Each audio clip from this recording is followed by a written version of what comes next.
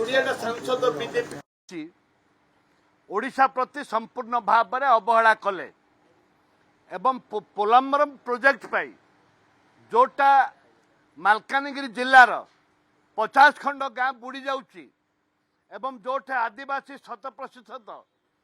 आदिवासी लोक हैरान हरकत हेबे तांकर जमी जमा घर द्वार सब बुड़ीजीव एथिपाई डबल इंजिन जो कथा कहते विकास कथा जो डबल इंजिन कथा कहते ये डबल इंजिन रो गोटे उदाहरण स्पेशल पैकेज दबा बदल रे ओडिशा को संपूर्ण भाव में मालकानगिरी जिला को बुड़े दबा पाई बीजेपी सरकार जो प्रयास करिछि कांग्रेस आकु केबे बर्दाश्त करिबो नाही एवं बिजु एवं जो स्वतंत्र भाव में पैकेज दबा कथा आमे विधानसभा रे आमे दाबी करिछु जे स्वतंत्र पैकेज जमती आंध्रा को देइचंती ओडिशा को दबा उचित बिहार को देइचंती ओडिशा को दबा उचित